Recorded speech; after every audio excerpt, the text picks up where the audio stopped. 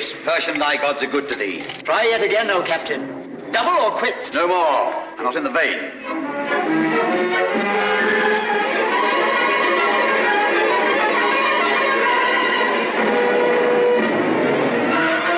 Captain, a stranger approaches. Stand! Who goes there? The bearer of evil tidings. Pass him in.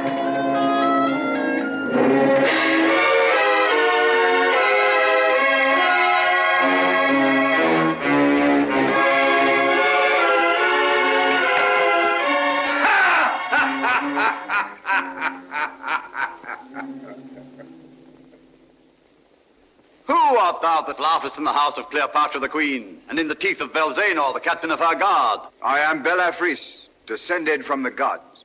Hail, cousin. Hail, cousin. All the queen's guards are descended from the gods, save myself. I am a Persian, descended from many a king. Hail, cousins. Hail, mortal. You have been in battle, Belafris, and you are a soldier among soldiers. You will not let the queen's women have the first of your tidings. I have no tidings, except that we shall all have our throats cut presently. Women, soldiers, and all. I thought so. Tell us what befell. Tell us. Know then that I serve in the guard of the Temple of Ra here in Memphis. We went to Alexandria to inquire of King Ptolemy how we of Egypt should deal with the Roman Pompey, newly come to our shores after his defeat by Caesar at Pharsalia. Caesar defeated Pompey? Does Roman then fight Roman? Even as Egyptian fights Egyptian. What did you learn from the queen's brother Ptolemy, the pretender? We learnt that Caesar is coming also in hot pursuit of his foe, and that Ptolemy has slain Pompey. Nay, more, we found that Caesar is already come, for we had not made half a day's journey on our way back when we came upon a city rabble flying from his legions. And ye, the temple guard, did ye not withstand these legions? What men could, that we did. But this Caesar throws a legion at you where you are weakest, as he throws a stone from a catapult. And that legion is as a man with one head, 1,000 arms, and no religion. I have fought against them, and I know. Were you frightened, cousin? No, cousin, but I was beaten. Could ye not die? There was no time. All was over in a moment. But now I am come to warn you that you must open your gates to Caesar, for his advance guard is scarce an hour behind me, and there is not an Egyptian warrior left standing between you and his legion. Warlord! Lead him to the door, quick! Now this news will run through the palace like fire through stubble. What should we do to save the women from the Romans? Why not kill them? Because we should have to pay blood money. Better let the Romans kill them. It's cheaper. Oh, subtle one, oh, serpent. But your queen. True. We must carry off Cleopatra. I will take her on the crupper of my horse. What's the matter now? The sacred white cat has been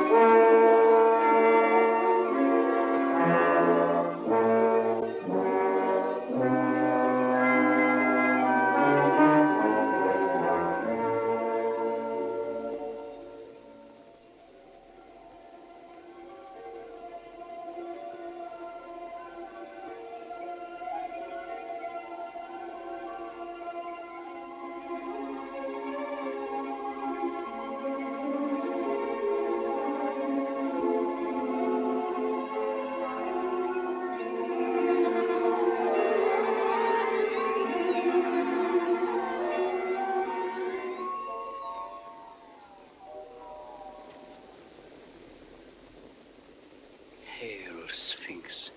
Salutation from Julius Caesar. I have wandered in many lands, seeking the lost region from which my birth into this world exiled me. and the company of creatures such as I myself. I found flocks and pastures, men and cities, but no other Caesar. No heir native to me, no man kindred to me. None who can do my day's deed or think my night's thought. In the little world yonder, Sphinx, my place is as high as yours in this great desert. Only I wander, and you sit still. I conquer, and you endure. I work and wonder. You watch and wait. Sphinx, you and I, strangers to the race of men, are no strangers to one another. Have I not been conscious of you and of this place since I was born? Rome is a madman's dream. This is my reality. My way hither was the way of destiny. But I am he of whose genius you are the symbol. Part brute, part woman, and part God. Nothing of man in me at all. Have I read your riddle, Sphinx? Old gentleman. Immortal gods. Old gentleman, don't run away. Old gentlemen, don't run away. This to Julius Caesar. Old gentleman.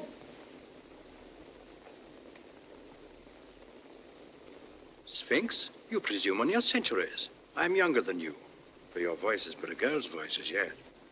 Climb up here, quickly, or the Romans will come and eat you.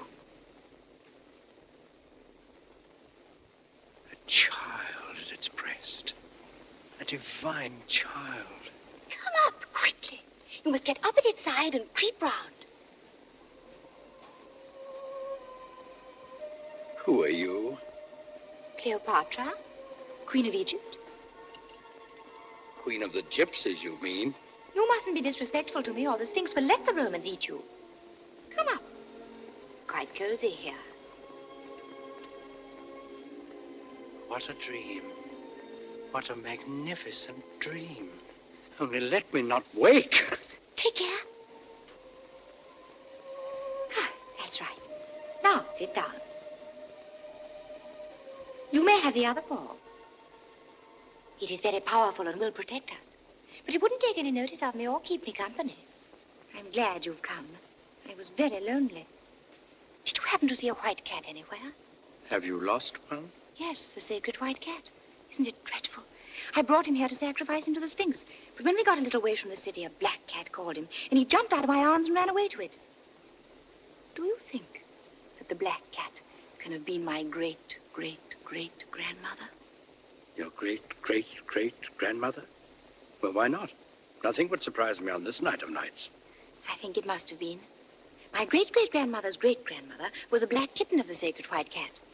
And my blood is made with Nile water. That is why my hair is so wavy. What are you doing here this time of night?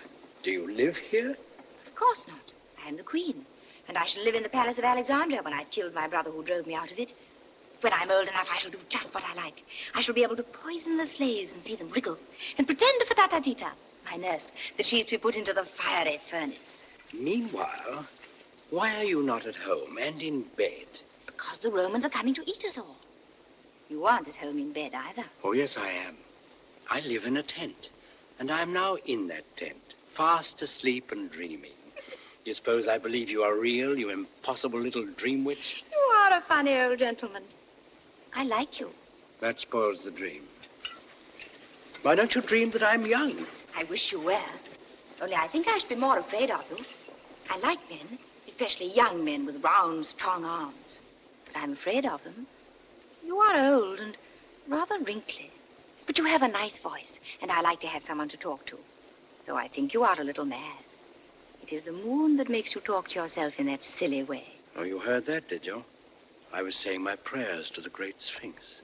But this isn't the great Sphinx. What? This is only a dear little kitten of the Sphinx. Why, the great Sphinx is so big it has a temple between its paws. This is my pet Sphinx. Tell me, do you think the Romans have any sorcerers who could take us away from the Sphinx by magic? Why, are you afraid of the Romans? Oh, they would eat us if they caught us. They are barbarians. Their chief is called Julius Caesar. His father was a tiger and his mother a burning mountain, and his nose is like an elephant's trunk. They all have long noses and ivory tusks and little tails and 7 arms with 100 arrows in each.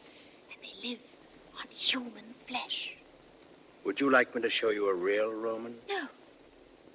Oh, you're frightening me. No matter. This is only a dream. It is not a dream. It is not a dream. See! How dare you? You said you were dreaming. I only wanted to show you. Oh, come, don't cry. A queen mustn't cry. Cleopatra, can you see my face well? Yes. It is so white in the moonlight. Are you sure it is the moonlight that makes me look whiter than an Egyptian? Do you notice that I have a rather long nose? It is a Roman nose, Cleopatra. Bite him in two, Sphinx. Bite him in two. I meant to sacrifice the white cat. Indeed, I did. Indeed. Cleopatra, shall I show you a way to prevent Caesar from eating you? Do. I will steal the crown jewels and give them to you. I will make the river Nile water your lands twice a year. My child, your gods are afraid of the Romans. You see, the Sphinx dare not bite me, nor prevent me carrying you off to Julius Caesar. Won't you? You said you wouldn't. Caesar never eats women, but he eats girls and cats. Now, you're a silly little girl, and you're descended from the black kitten. You're both a girl and a cat. And will he eat me? Yes. Unless you make him believe that you're a woman. Oh. Then you must get a sorcerer to make a woman of me. Are you a sorcerer? Perhaps. But it'll take a long time. And this very night in the palace of your fathers, you must stand face to face with Caesar. No, I daren't. Whatever dread may be in your soul, however terrible Caesar may be to you, you must confront him as a brave woman and a great queen. And you must feel no fear. If your hand shakes, if your voice quavers, then night and death. But if he thinks you worthy to rule, he will set you on the throne by his side and make you the real ruler of Egypt. No, he will find me out. He will find me out. He is easily deceived by women. Their eyes dazzle him. Then we will cheat him. If you do that, he will eat you at one mouthful. Oh, no, please. I will be good. I will do whatever you tell me. I will be your slave. Hark. What was that? Caesar's voice. Let us run away. Come, oh, come. You are safe with me until you stand on your throne to receive Caesar. Lead me to your palace in the desert. Oh, I will. Come. The gods are angry. Do not feel the earth shaking. It is the tread of Caesar's legions. This way, quickly. And let us look for the white cat as we go. It is he who has turned you into a Roman. Incorrigible. Oh, incorrigible. Come, oh, come.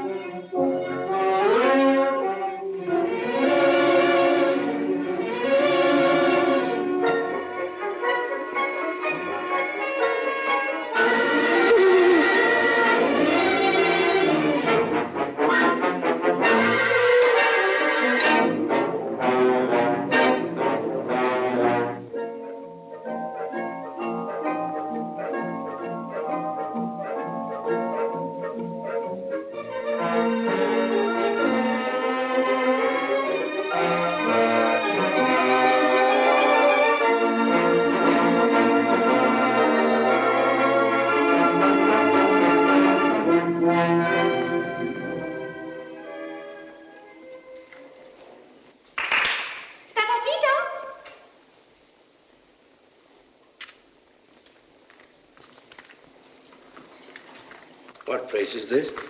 This is where I sit when I'm allowed to wear my crown and robes.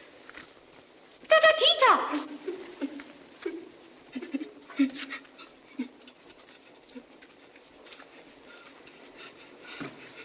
Order the slave to light the lamps. Do you think I may? Of course. You're the queen. Go on. Light all the lamps. Stop!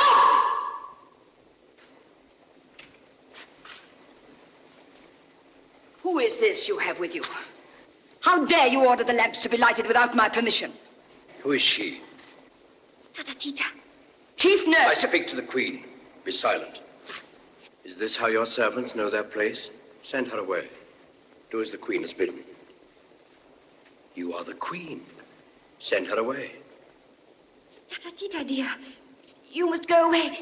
Just for a little. You're not commanding her to go. You're begging her. You're no queen. You'll be eaten. Farewell.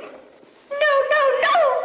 Don't leave me. Roman does not stay with queens who are afraid of their slaves. I am not afraid. Indeed, I am not afraid. We shall see who is afraid here.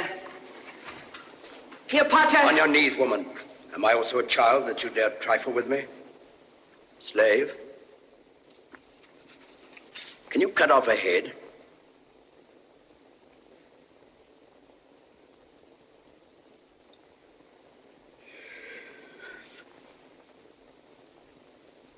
Have you remembered yourself, mistress?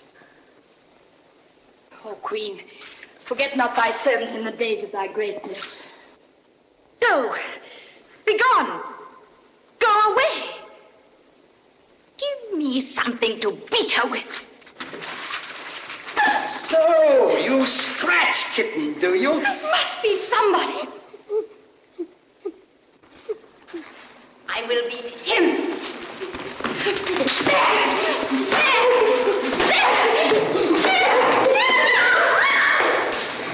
I am a queen at last. A real queen. Cleopatra, the queen. Oh, I love you for making me a queen. But queens love only kings. I will make all the men I love kings. I will have many young kings with round, strong arms. And when I'm tired of them, I shall whip them to death. But you will always be my king. My nice, kind, wise, good old king. Oh, my wrinkle. You will be the most dangerous of all Caesar's conquests. Caesar? I forgot Caesar. You will tell him that I'm a queen, won't you? A real queen. Listen. Let us run away and hide until Caesar is gone. If you fear Caesar, you are no true queen. And though you were to hide beneath a pyramid, he would go straight to it and lift it with one hand. And then, be afraid if you dare. Caesar approaches the palace of Cleopatra. Oh. Come, take your place.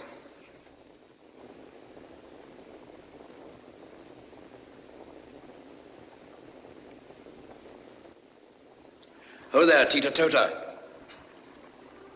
How'd you call your slaves? Clap your hands.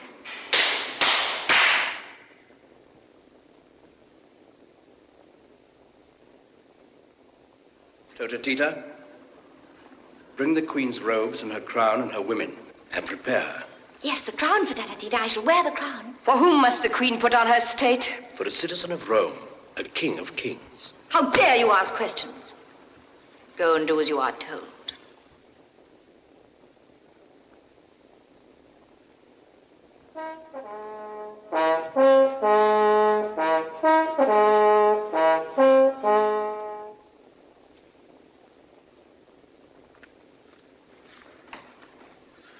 Of all the queen's women, these two alone are left. The rest have fled. Two are enough. For Caesar generally has to dress himself. The queen of Egypt is not a Roman barbarian. Be brave, my nursling. Hold up your head before this stranger. Are you trembling? No, You must tell Caesar that I am the queen. He will not ask me. He will know Cleopatra by her pride, her courage, her majesty, and her beauty.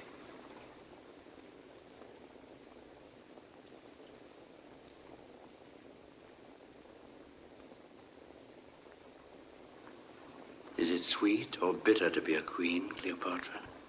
Bitter. Cast out fear, and you will conquer Caesar. Ho! Ho, sentinel! Fly! Fly! Fly! The robbers are in the courtyard! The robbers are in the courtyard! The queen must face Caesar alone. Answer, so be it. So be it. Good. You are my nursling. You have said so be it, and if you die for it, you must make the queen's word good. Forward, march! Now, if you quail...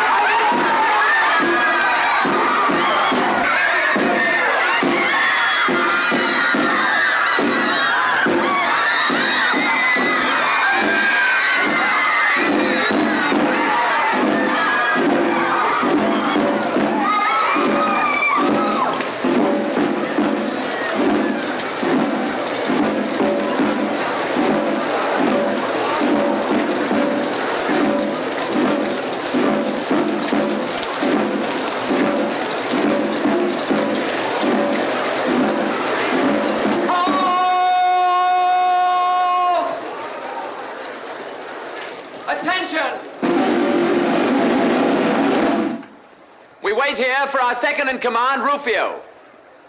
This city is Alexandria. Remember that. Alexandria, the capital of Egypt. You've got to behave yourselves here. Be stiffish with the men, but you may fraternize with the women. Silence! Silence, I tell you! That is Rufio. Attention! Half turn left! Half turn left!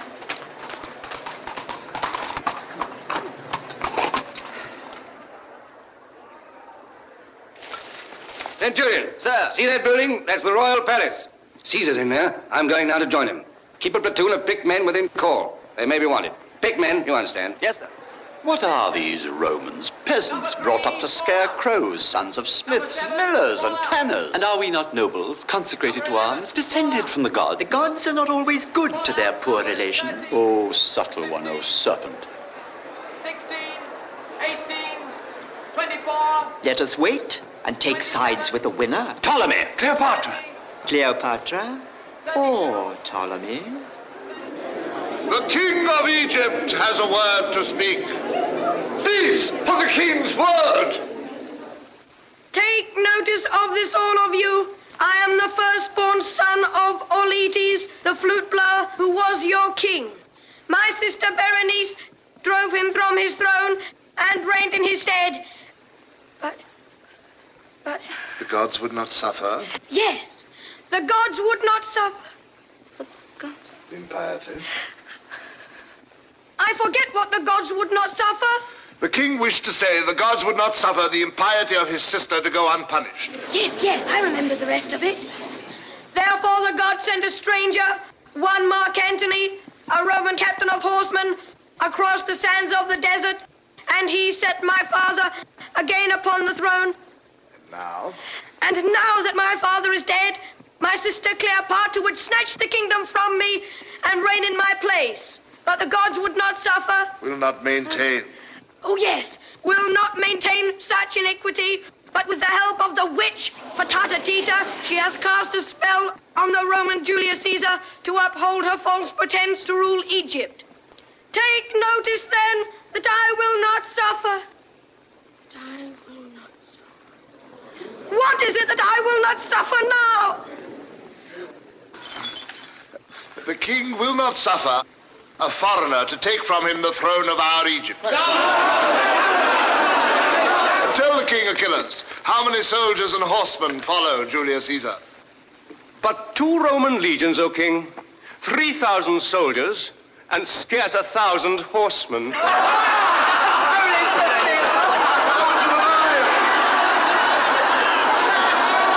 Peace, ho! Caesar approaches.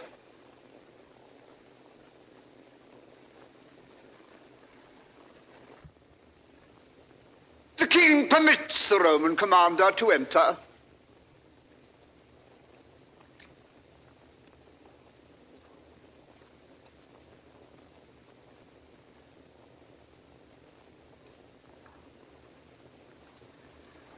Which is the king, the man or the boy? I am Pothinus, the guardian of my lord, the king. So you're the king. Dull work at your age. Eh? Your servant, Pothinus. And this gentleman? Achilles, the king's general. Ah, a general. I am a general myself, but I began too old. Health and many victories, Achilles. As the gods will, Caesar. And you, sir, are... Theodotus, the king's tutor. So, you teach men how to be kings, Theodotus. That is very clever of you. And, this place? The council chamber of the chancellors of the king's treasury, Caesar. That reminds me. I want some money. The king's treasury is poor, Caesar. Yes, I notice there is but one chair in it. Bring a chair there, some of you, for Caesar. Caesar? Oh, no, my boy. That is your chair of state. Sit down. Sit down.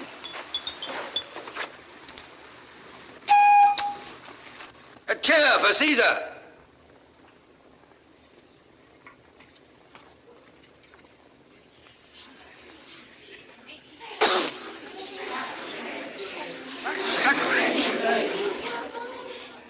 Sit on that, Caesar.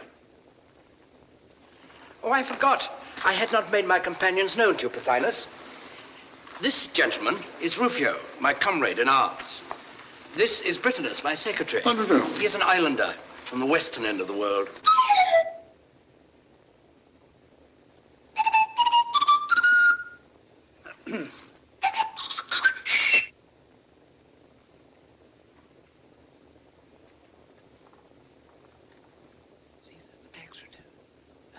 As you predicted. Now, Pothinus, to business. I want 16,000 talents. Impossible. There is not so much money in the king's treasury. The royal taxes have not been collected for a whole year. Oh, yes, they have, Pothinus. My officers have been collecting them all morning. Is it possible that Caesar, the conqueror of the world, can find time to occupy himself with such a trifle as our taxes? My friend, taxes are the chief business of a conqueror of the world. You must pay, Pothinus, but in return for your bounty, I will settle this dispute about the throne for you, if you will. You say the matter has been at issue for a year. May I have 10 minutes at it? And you will do as you please, doubtless. Good. But first, let us have Cleopatra here. Cleopatra? She is not in Alexandria. I think she is. Call Tota Tita. Oh, there, Tita Tota! Who pronounces the name of Tatatita, the Queen's chief nurse? No one can pronounce it Tota, except yourself. Where's your mistress? Will the Queen favor us with her presence for a moment? Am I to behave like a queen? Yes. You may go, Tatatita.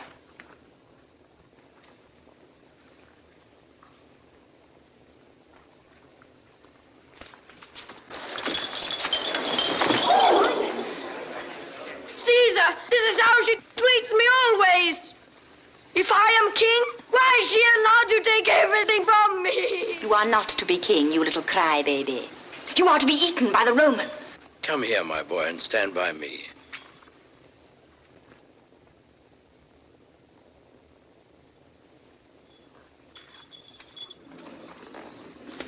Take your throne, I don't want it. Go this instant and sit down in your place. Go, Ptolemy. Always take a throne when it's offered you. Now, Pothinus. Aren't you going to speak to me? Be quiet. Open your mouth again before I give you leave, and you shall be eaten. I am not afraid. A queen must not be afraid. Eat my husband there if you like. He's afraid. Your husband? What do you mean? That little thing. Husband. Caesar, you're a stranger here and do not know our laws. The kings and queens of Egypt may not marry except with their own royal blood. Ptolemy and Cleopatra are born king and consort, just as they're born brother and sister. Caesar, this is not proper. Not proper? I say it is a scandal. Scandal or not, my friend. It opens the gates of peace. Hear then what I propose. Hear, Caesar, there. Ptolemy and Cleopatra shall reign jointly in Egypt. Monstrous! Peace with honor, Pothinus? What conceit! A Roman trick! No! We will not have it! No!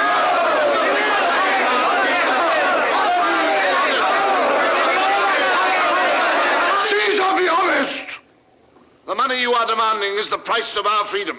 Take it and leave us to settle our own affairs. Yes, go back to your own country. Egypt belongs to us, not to you. Egypt for the Egyptians! For the Egyptians!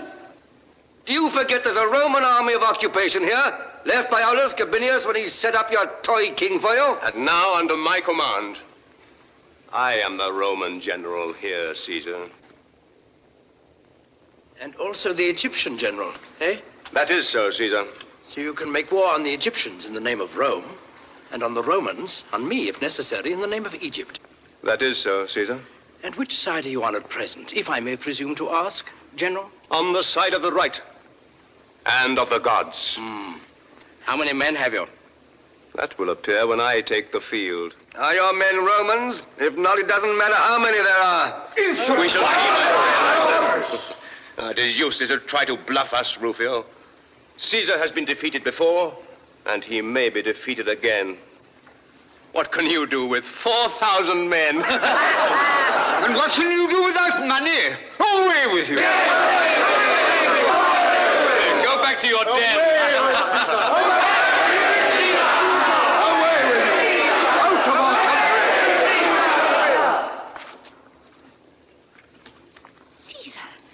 Why do you let them talk to you like that? Are you afraid? Well, my dear, what they say is quite true. But if you go away, I shall not be queen. I shall not go away until you are queen.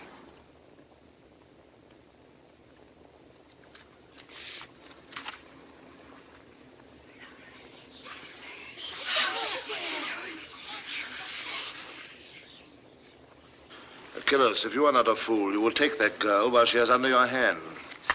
Why not take Caesar as well, Achilles? Well said, Rufio. Why not? Try it, Achilles. Try it. Yes, take Caesar and hold it.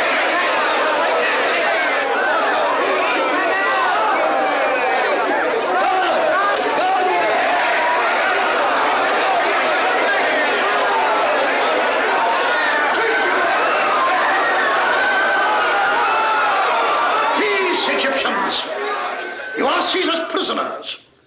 All of you. Oh, no, by no means. Caesar's guests, gentlemen. Caesar's guests. Won't you cut their heads off? What, cut off your brother's head? Why not? He'd cut off mine if he got the chance. Wouldn't you, Ptolemy? I would. I will, too, when I grow up.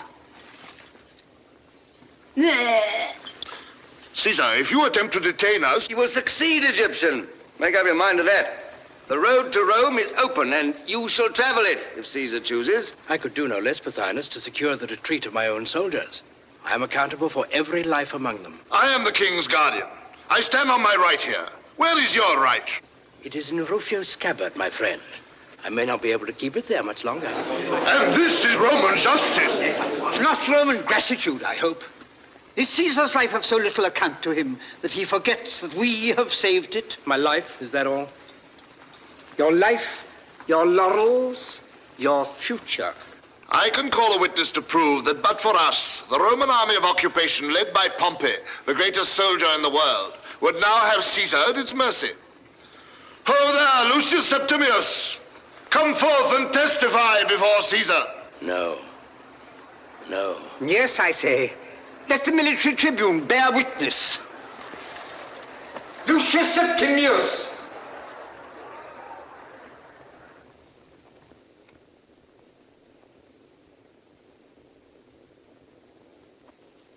Bear witness, Lucius Septimius. Caesar came to Egypt in pursuit of his foe. Did we shelter his foe? As Pompey's foot touched the Egyptian shore, his head fell by the stroke of my sword. We have given you a full and sweet measure of vengeance. Vengeance? If I could stoop to vengeance, what would I not exact from you as the price of this murdered man's blood? Was he not my son-in-law, my ancient friend? Am I Julius Caesar, or am I a wild beast that you fling to me the gray head of the old soldier, the laurel conqueror, and then claim my gratitude for it? Oh, begone, you fill me with horror. You have seen severed heads before, Caesar. And severed right hands, too, I think. Some thousands of them, after you vanquished the king of the Gauls. Did you spare him with all your clemency? Was that vengeance? Would that it had been. Vengeance, at least, is human. No, by the gods. Those severed right hands and the brave king of the Gauls basely strangled in a vault beneath the Capitol were a wise severity, a necessary protection to the Commonwealth, a duty of statesmanship. Follies and fictions 10 times bloodier than honest vengeance. What a fool I was then. To think that men's lives should be at the mercy of such fools.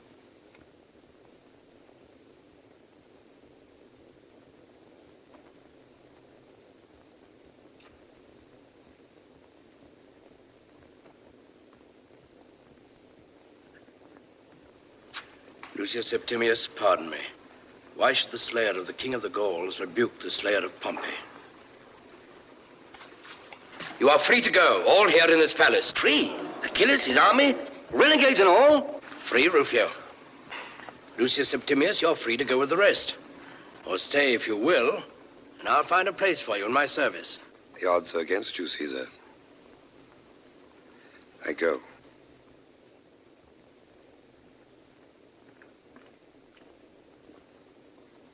Farewell. Come, Vatinus, Achilles, whilst there is yet time.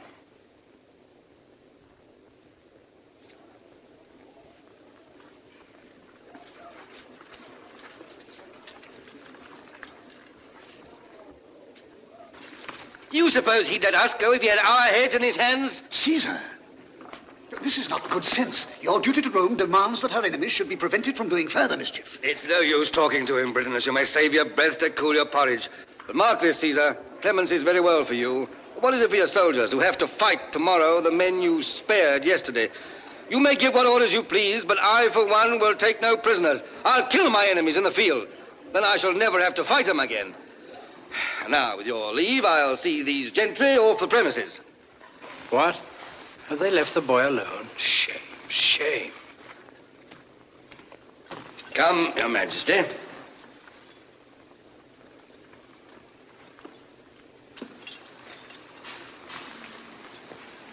Is he turning me out of my palace?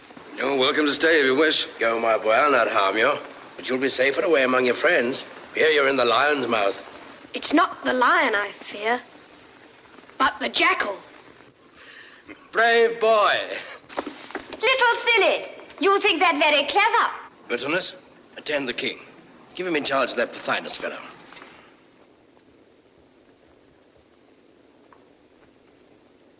And this piece of goods. What's to be done with her? However, I suppose I may leave that to you. Did you mean me to go with the rest? You're free to do just as you please, Cleopatra. Then you don't care whether I stay or not. Of course, I'd rather you stayed. Much rather? Much rather. Then I consent to stay, because I am asked. But I do not want to mind.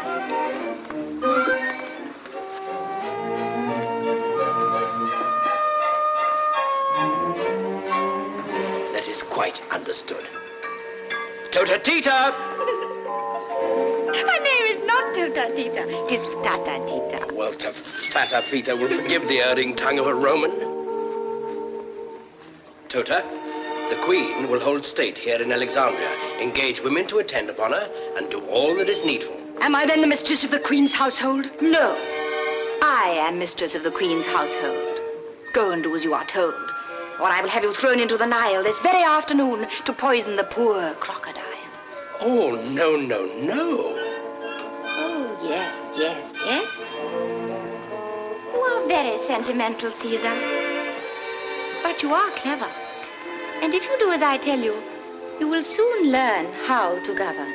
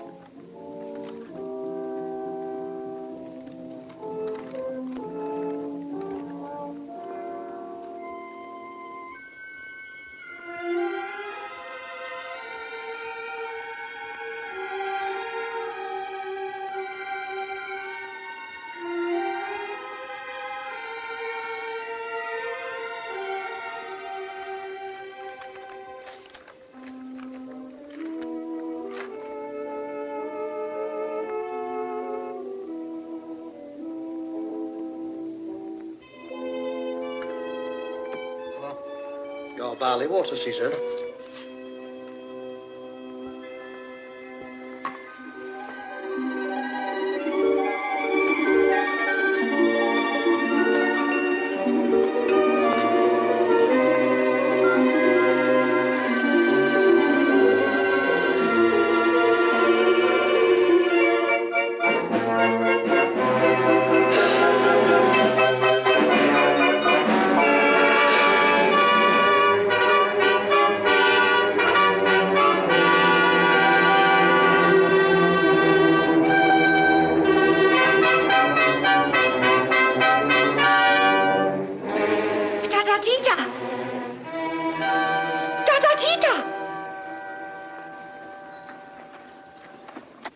tough, child. You must be bathed this morning.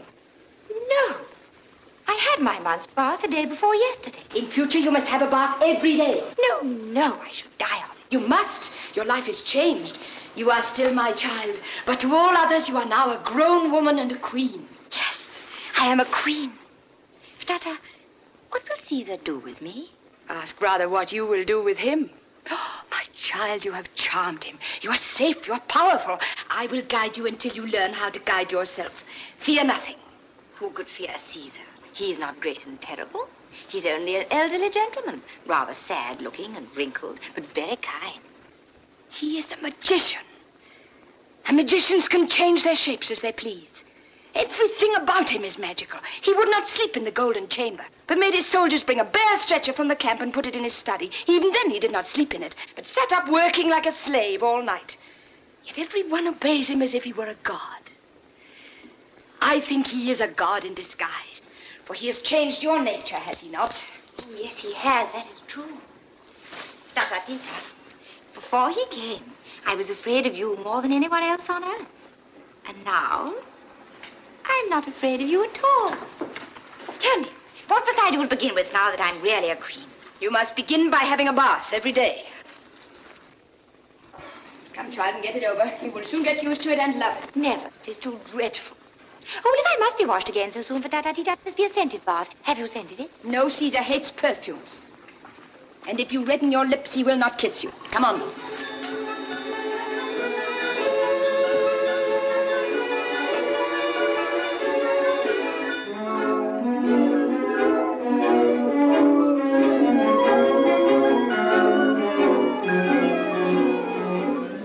He must indeed be a god. For only a god could be so unlike a man.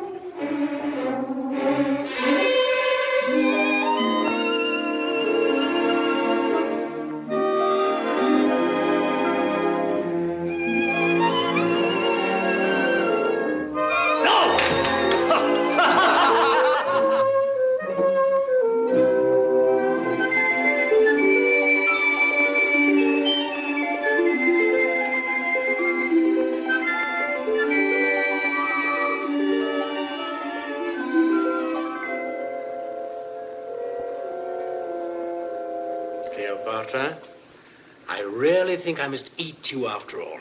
You mustn't talk to me now as if I were a child. You have been growing up since the Sphinx introduced us that night. I think you know more than I do already. No, that would be very silly of me. Of course I know that, but are you angry with me? No.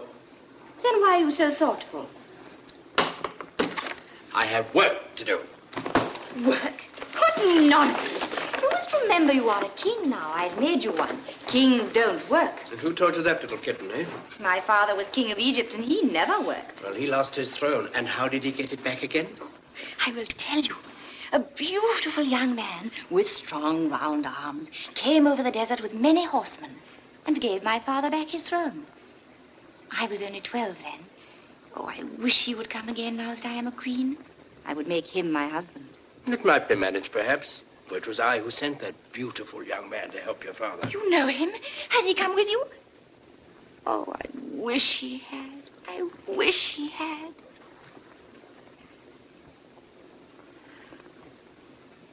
He is many, many years younger than you, is he not?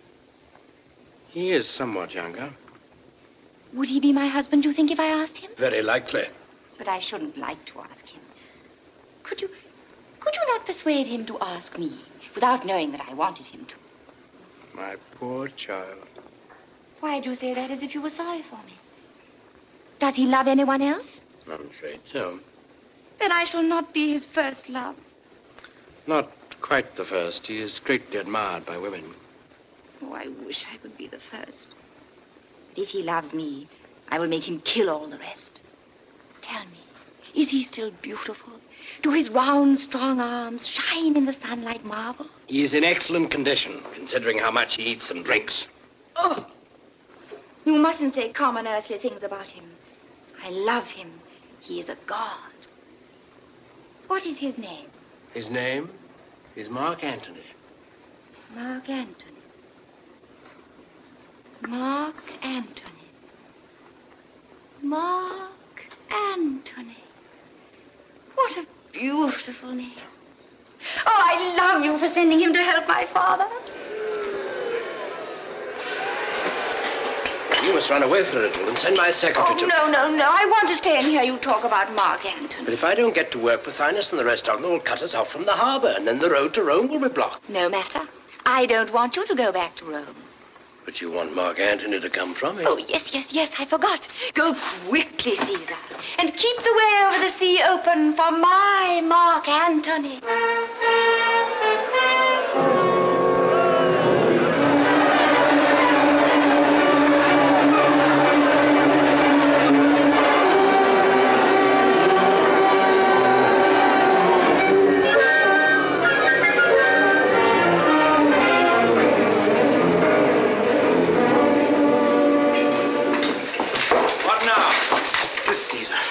Two of my comrades killed in the marketplace. Why?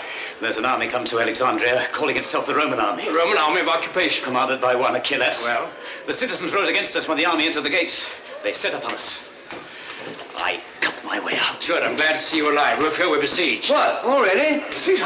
Yes, I know. Combat, give the word to turn out on the beach and stand with the boats. Get your wound attended to. Britain, let's go with him. Rufio?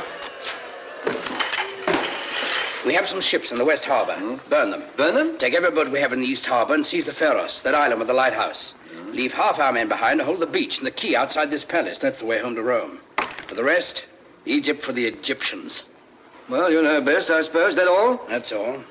Those ships burnt yet? Be easy, I shall waste no time. Caesar, Pothinus demands speech with you. Where is he? Waits in the council chamber. In my opinion, he needs a lesson. His manner is most insolent.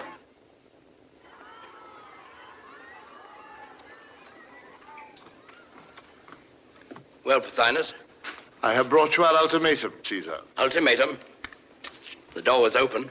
You should have gone out through it before you declared war. You're my prisoner now. Aye, your prisoner. Do you know that King Ptolemy, with an army outnumbering your little troop by 100 to 1, is in possession of Alexandria? Well, get out of here if you can. And tell your friends not to kill any more Romans in the marketplace. Otherwise, my soldiers, who do not share my celebrated clemency, will probably kill you. Pass the word to the guard. Pothinus is now prisoner. Bitterness, fetch my armor.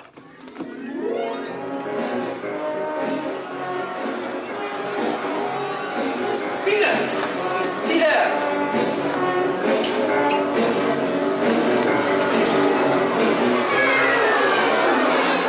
What? The ship's ablaze already? Impossible. It's not my doing. The Egyptians have saved me the trouble. They've captured the West Harbor. In the East Harbor, the lighthouse, Rufio. Can I embark a legion in 5 minutes? The first cohort's already on the quay. If you want faster work, well, come and do it yourself. Patience, Rufio, patience. Patience? Who's impatient here, you or I? Forgive me, Rufio, and hurry them as much as you can. Help! Help! Help! Help! Woe, alas! Woe, alas! Help! Woe! Woe! Woe! Woe! Help! Help!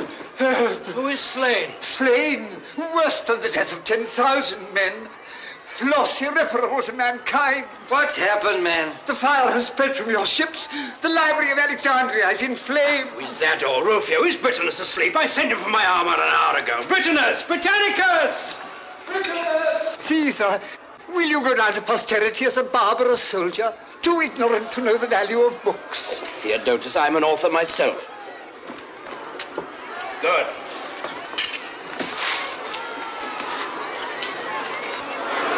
What is burning there is the memory of mankind. A shameful memory. Let it burn. Would you destroy the past? Aye, and build the future with its ruins. Hearken to me, Theodotus, teacher of kings. I cannot spare you a man nor a bucket of water just now, but you shall pass freely out of the palace. Away with you to Achilles. Borrow his legions to put out the fire. Caesar, posterity will bless you. Will you stay to talk whilst the memory of mankind is burning? Sentry, pass Theodotus out. Away with you! Away with you! I must save the library. What's this? You let him go? More clemency. I have let him go to save the library. We must respect literature, Rufio. Folly on folly's head. Besides, every Egyptian we imprison means imprisoning 2 good Roman soldiers to guard him, eh? I might have known there was some fox's trick behind your fine talking.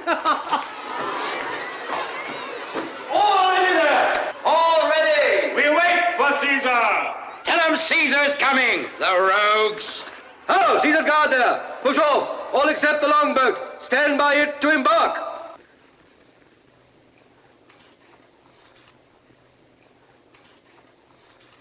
I am going to dress you, Caesar. Sit down. Caesar, this is not proper.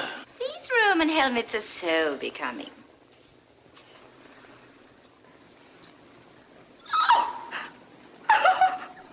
What are you laughing at? You're bald! Cleopatra. So that's why you wear the wreath. To hide it. Peace, Egyptian. They are the bays of the conqueror. Peace thou, islander. Oh. You should rub your head with strong spirits of sugar, Caesar. That will make it glow. Cleopatra, do you like to be reminded that you're very young? No. Rather do I like to be reminded that I'm middle-aged. Now.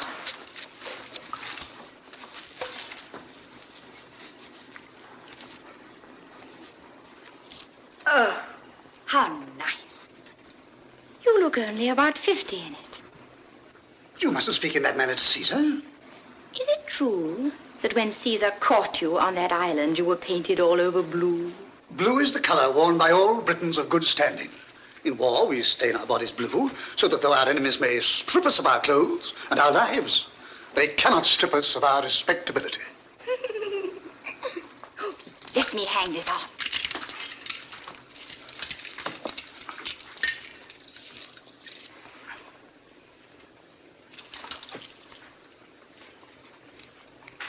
Now, you look splendid.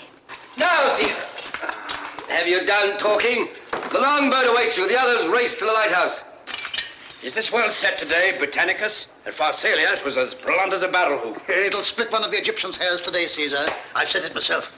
Oh, you're not really going into battle to be killed. No, Cleopatra. No man goes into battle to be killed. Oh, they do get killed. My sister's husband was killed in battle. You mustn't go. Let him go. Please don't go. What will happen to me if you never come back? Are you afraid? No. Come to the balcony and you shall see us take the Pharos. You must learn to look on battles. Then take me with you. Let me come with you to the Pharos. No, no, my child. You must stay here till I return. That is well. Now, Rufio, march. Oh! You won't be able to go. Why, what now? They're drying up the harbor with buckets. A multitude of soldiers over there. They're dipping up the water. This is your accursed clemency, Caesar. Theodosius has brought them. I meant him to, Rufio. They've come to put out the fire. The library will keep them busy whilst we seize the lighthouse, eh? More foxing.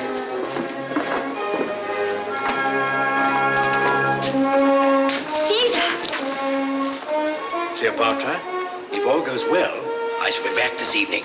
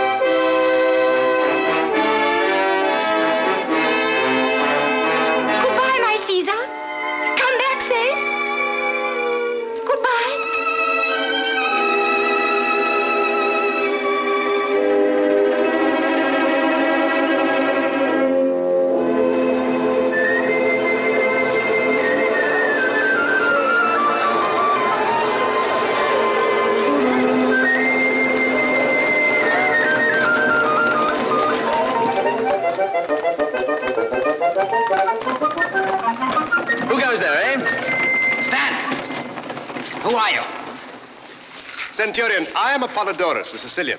My calling is to choose beautiful things for beautiful queens. Carpets for the queen's apartments in the palace. The queen? Yes, yes. Pass him in. Pass all these bizarre people into the queen with their goods. But mind you pass no one out that you have not passed in. Not even the queen herself.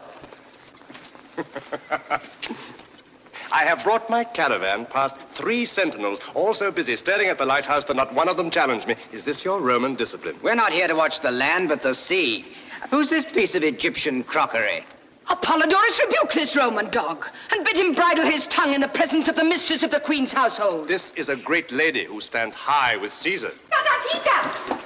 What are you dreaming of? Tita! No, you must not come. There are men here. All that ever I was born. Tita, I've thought of something. I want a boat at once. A boat? No, you cannot. Apollodorus, speak to the queen.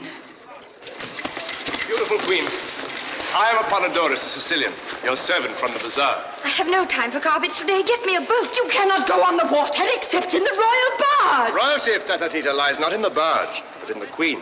A touch of your majesty's foot on the meanest boat in the harbor will make it royal. Apollodorus, you are my perfect knight, and I will always buy my carpets through you. Can you row? My oar shall be your majesty's wings. Ho there, boatman! Hey! Whither shall I row, my queen? To the lighthouse. Come! Stand! You cannot pass. How dare you? Do you know that I am the queen? I have my orders. You cannot pass. Tatatita, strangle him. Keep off there. Pass on to the palace and take the queen in with you. And how if I do neither? Then I'll drive this pilum through you. At your service, my friend. Help him! I shall not need help, my lady. What should it be? Sword against pilum or sword against sword? Roman against Sicilian, Cassio. Take that!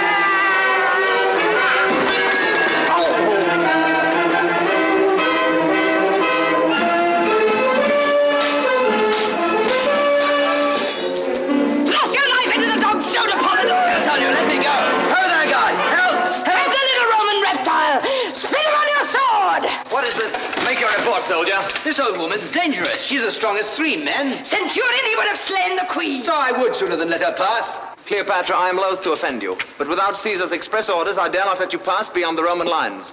You must withdraw into the palace and examine your carpets there. I will not. I am the queen. Caesar doesn't speak to me as you do. Have Caesar's centurions changed manners with his scullions? I do my duty. That is enough for me. Majesty, when a stupid man is doing something he is ashamed of, he always declares it his duty. As for you, Apollodorus, you may thank the gods you are not nailed to the palace door with a pilum for your meddling. Is this woman your wife? Jupiter, no! Not that the lady is not a very striking figure in her own way, but she is not my wife. Roman, I am Tatatita, the mistress Keep of your hands off my men, mistress, or I'll have you pitched into the harbor though you were as strong as 10 men. We shall see whom Isis loves best. Her servant Tatatita or a dog of a Roman. 2 more men to this post here. See that no one leaves the palace but this man and his merchandise. If he draws his sword again, kill him.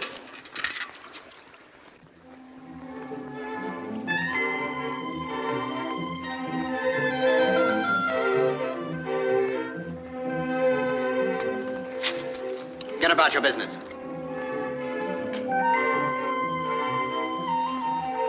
You ought to know better. Off with you.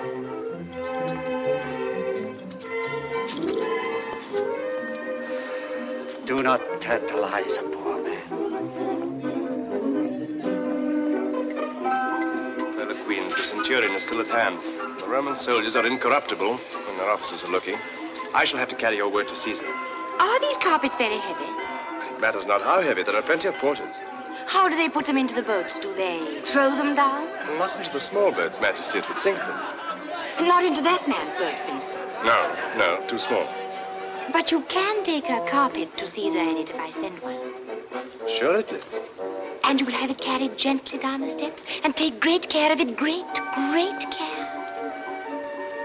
More than of my own body. Good. Come, Tatatita. No, Apollodorus, you must not come. I'll choose my carpet myself. You must wait here. Follow this lady. Obey her. This way. And take your shoes off before you put your feet on those stairs. Listen, were you sent here to watch me or watch the Egyptian? We know our duty. Well, then why don't you do it? Look! The Egyptians are moving. We're going to recapture the Pharos. They will attack by land and sea along the Great Mole.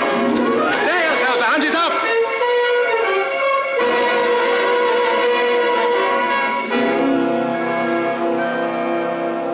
Centurion, reinforce the platoons on the mole. Yes, sir.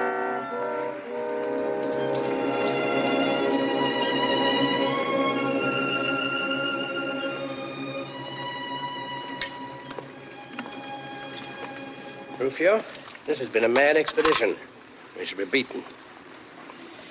The Egyptians cannot be such fools as not to storm the barricade and swoop down on us here before it is finished. It's the first time I've ever run an avoidable risk. I shouldn't have come to Egypt.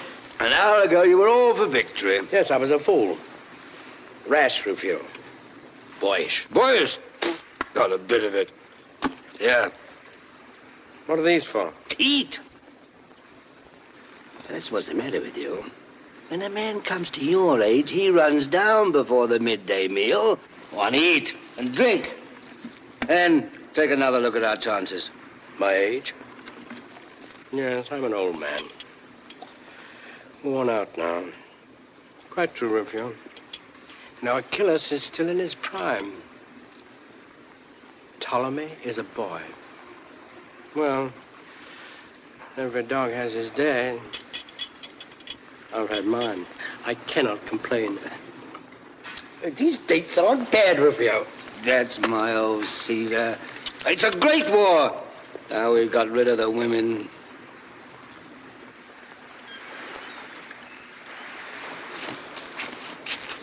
You again? Keep your distance. Come within a yard of me, you old crocodile, and I'll give you this in your jaw. Peace, Roman fellow. You are now single-handed. Apollodorus, this carpet is Cleopatra's present to Caesar. It has rolled up in it 10 precious goblets of the thinnest Iberian crystal and 100 eggs of the sacred blue pigeon. On your honor, let not one of them be broken. On my head be it. Lay it carefully into the boat. Those eggs of which the lady speaks must weigh more than a pound apiece. This boat is much too small for such a load. Yes, yes, Lord! Ah, thou injurious porter. Oh, thou unnatural son of a she-camel. My boat can carry 5 men. Shall it not carry your lordship and a bale of pigeons' eggs? Oh, thou mangy dromedary. The gods shall punish thee for this envious wickedness. I cannot quit this vale now to beat thee, but another day I will lie in wait for thee. Peace there, all of you! In the name of the gods, Apollodorus, run no risks with that bale. Fear not, thou venerable grotesque. I guess its great worth. Into the boat with it gently, my sons, my children. Gently, dogs! So, 'tis well. Do not step on it! Do not step on it! Be not excited, mistress. All is well. Oh, thou brute beast, thou hast given my heart a turn. Here. You hungry one? Robber of the poor. It's not enough! Oh, bounteous prince. Oh, Lord of the Bazaar. Oh, favored of the gods. Oh, father to all porters of the market. Farewell, Perdita. I shall be at the lighthouse before the Egyptians. The gods speed thee. Farewell, valiant pilum pitcher. My heart, spread out thy wings, spread out thy wings, shake off thy heavy load of love.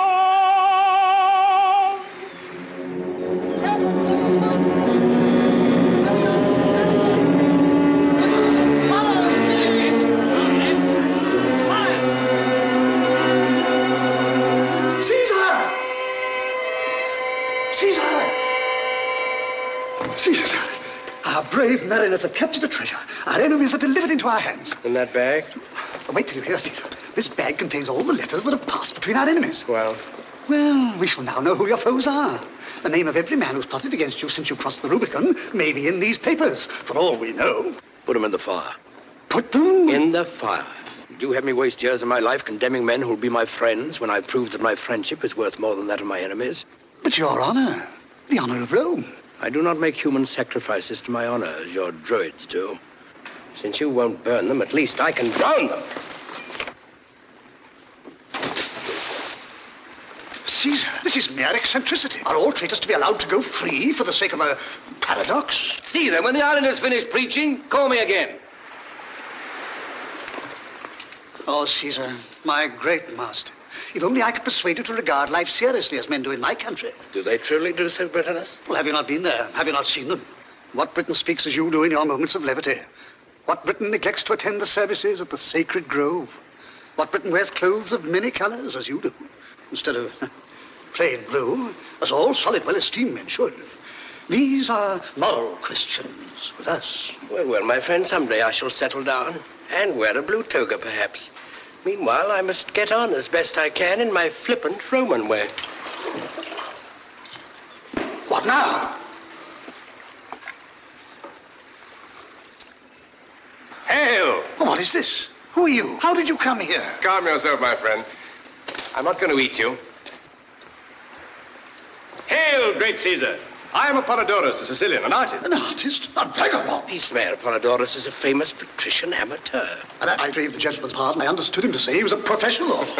Welcome, Apollodorus. What is your business? First, to deliver to you a present from the Queen of Queens. Who is that? Cleopatra of Egypt. Apollodorus, this is no time for playing with presents. Pray you go back to the Queen and tell her that if all goes well, we shall return to the palace this evening. Caesar, I cannot return. As I approached the lighthouse, some fool threw a great leathern bag into the sea. It broke the nose of my boat. I had hardly time to get to the shore before my poor little cockleshell sank. I am sorry, Apollodorus. The fool shall be rebuked. Well, well, what have you brought me? The Queen will be hurt if I don't look at it. Caesar, have we time to waste on this trumpery? The Queen's only a child. Just so. That's why we mustn't disappoint her. Caesar, it's a Persian carpet, a beauty. And in it are, so I'm told, pigeon's eggs and crystal goblets and fragile precious things. I dare not from my head have it carried up that narrow ladder from the causeway. Swing it up by the crane, then. The crane? Oh, Caesar, I have sworn to tender this bale of carpet as I tender my own life. Then let them swing you up at the same time. If the chain breaks, you and the pigeon's eggs will perish together. Is Caesar serious? Well, his manner is frivolous. It's because he's an Italian, but he means what he says. Serious or not, he spake well.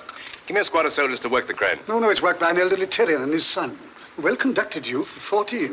What? An old man and a boy work that? 20 men, you mean? No, 2 only, I assure you.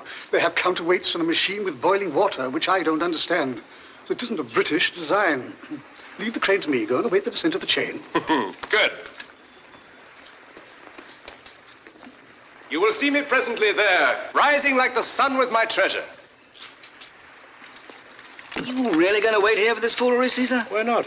The Egyptians will let you know why not if they've got enough sense to make a rush before our barricade's finished. And here we are, waiting like children to see a carpet full of pigeons' eggs. Fear not, my son Rufio.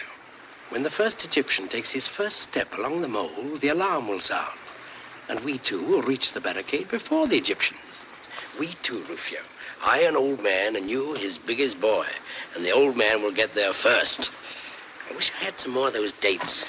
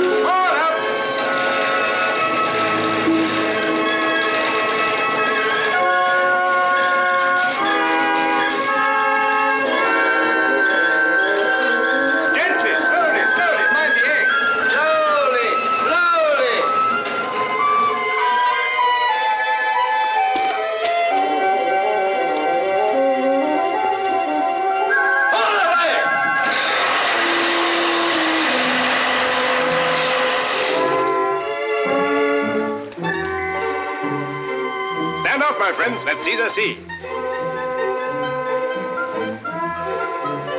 Nothing but a heap of shawls. Where are the pigeons' eggs? Approach Caesar and search for them in the shawls.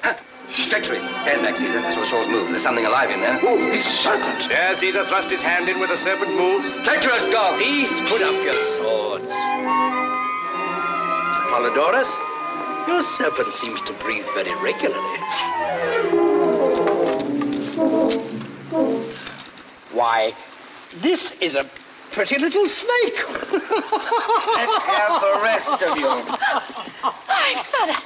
Oh, Caesar, A man stood on me in the boat, and then a great sack or something fell upon me out of the sky. Then the boat sank, and then I was swung up into the air and bumped down. Well, never mind. Here you are, safe and sound at last. Aye, now that she's here, what are we going to do with her? But, Caesar, this is not proper. She cannot stay here without the companionship of some matron. Shocking. Aren't you glad to see me? Yes, I'm very glad. Rufio is very angry, and Britannicus is shocked. You can have their heads cut off, can't you? Wouldn't be so useful with their heads cut off as they are now, my seabird. We shall have to go away presently and cut off some of your Egyptians' heads. How you like being left here with a chance of being captured by the little brother of yours if we're beaten, eh? You mustn't leave me alone, Caesar. You will not leave me alone, will you? What?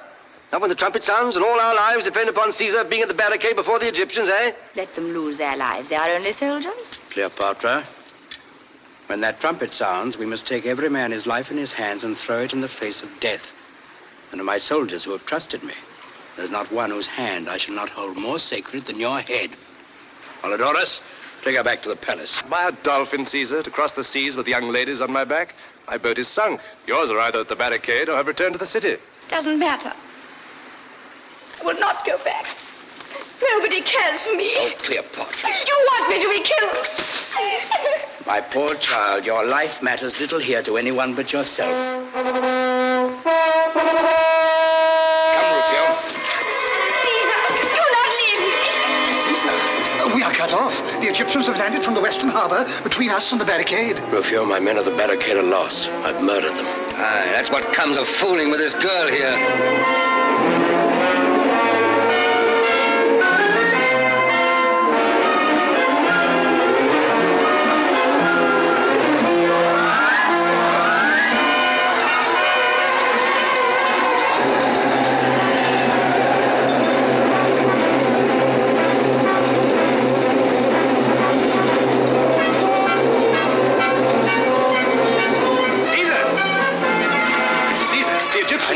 Ourselves here. But I thrown the ladder into the sea. They can't get in without it. And we can't get out. Have you thought of that? Not get out? Why not? You have ships in the East Harbor. Our galleys are standing in towards us already. And pray by what road are we to walk to the galleys? A road that leads everywhere. The diamond path of the sun and the moon. How far's the nearest galley? 50 fathom. No, nearly a quarter of a mile, Apollodorus. Defend yourselves here until I send a boat from that galley. Have you wings, perhaps? Water wings, soldier!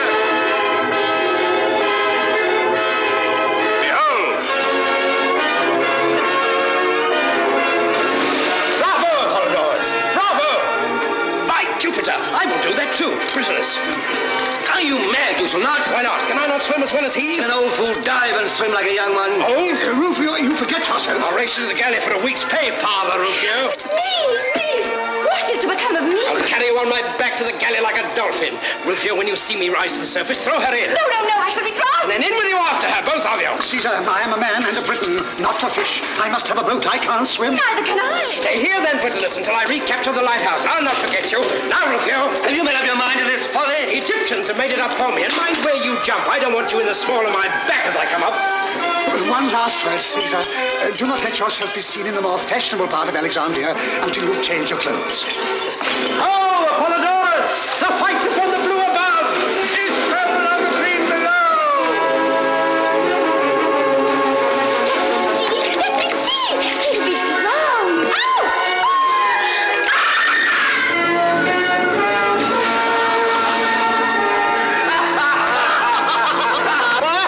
He's got her! Hold her forward, Britain! Caesar will not forget you!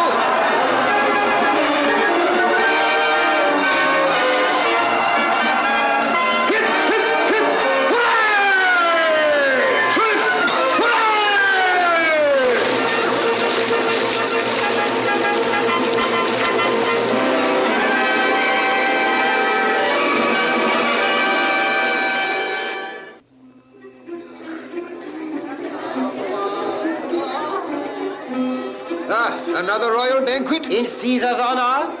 These Romans are magicians. For 6 months, a mere handful of them have held the palace against the whole of Egypt's armed forces. And look at their escape from the pharaohs. Who but a magician could swim like a dolphin at Caesar's age, carrying the queen on his back? That might be the queen's magic. She rides on Caesar's back on land now, as on the sea.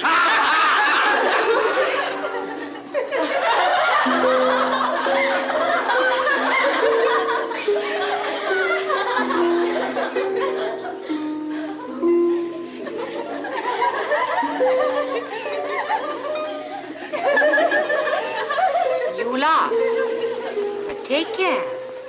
Take care. I will find out someday how to make myself served as Caesar is served. Old hook-nose.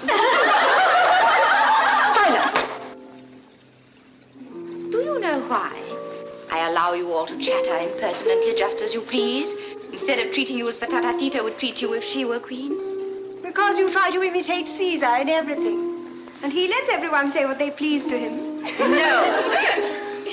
But because I asked him one day why he did so. And he said, let your women talk and you will learn something from them. What have I to learn from them, I said. What they are, said he. And oh, you should have seen his eyes as he said it. You would have curled up, you shallow thing. At whom are you laughing? At me or at Caesar? At Caesar. If you were not a fool, you would laugh at me. And if you were not a coward, you would not be afraid to tell me so. Hey-ho. I wish Caesar were back in Rome. It will be a bad day for you when he goes. Oh, if I were not ashamed to let him see that I am as cruel at heart as my father, I would make you repent that speech. Why do you wish him away? He makes you so terribly prosy and serious and learned and philosophical. It's worse than being religious at our ages. Cease this endless cackling, will you? Hold your tongues. Well, well, we must try and live up to Caesar. Pothinus craves the ear of the queen.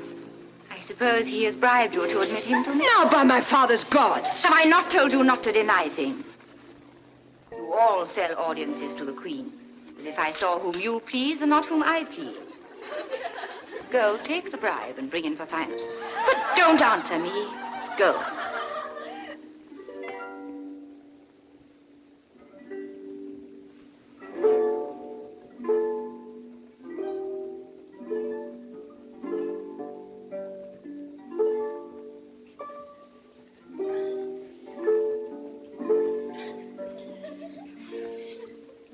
I want to learn to play the harp with my own hands.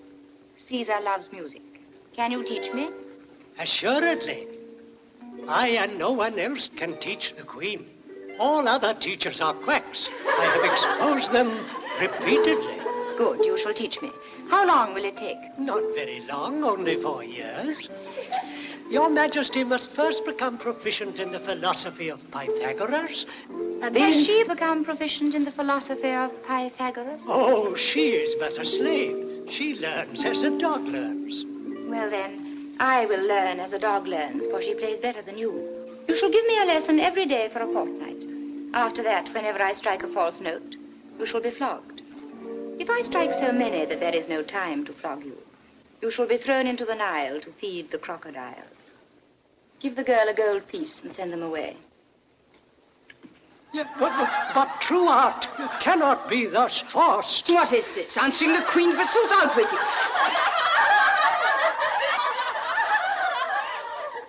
Well, Pothinus, what is the latest news from your rebel friends? I am no friend of rebellion, and a prisoner does not receive news.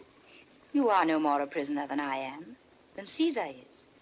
These 6 months we've been besieged in the palace by my subjects. You are allowed to walk on the beach among the soldiers.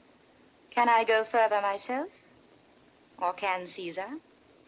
You are but a child, Cleopatra, and do not understand these matters. I see you do not know the latest news, Pothinus. What is that? That Cleopatra is no longer a child. Shall I tell you how to grow much older and much, much wiser in one day? I should prefer to grow wiser without growing older. Well, go up to the top of the lighthouse and get someone to take you by the hair and throw you into the sea. She is right, Pothinus. You will come to the shore with much conceit washed out of you. Begone, all of you. I will speak with Pothinus alone.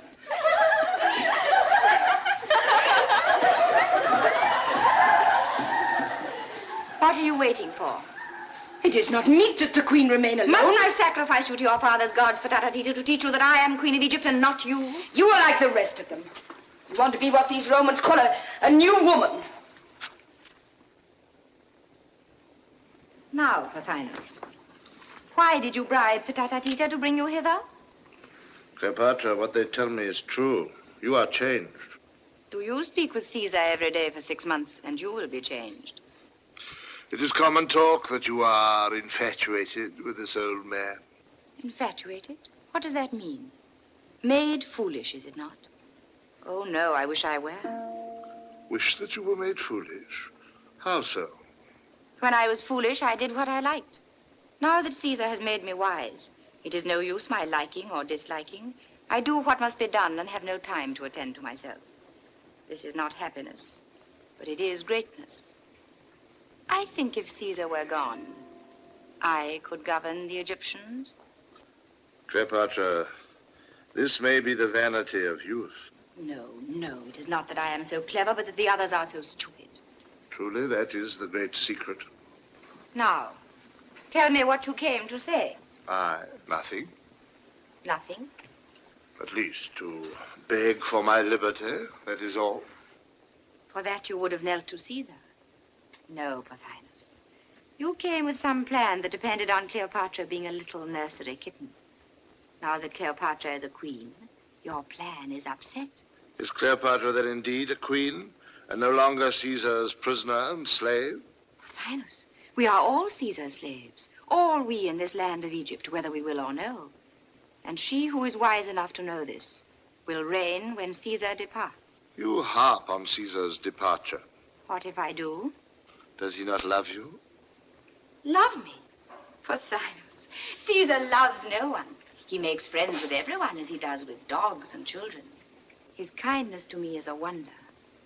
Neither mother, father, nor nurse have ever taken so much care of me, or thrown open their thoughts to me so freely.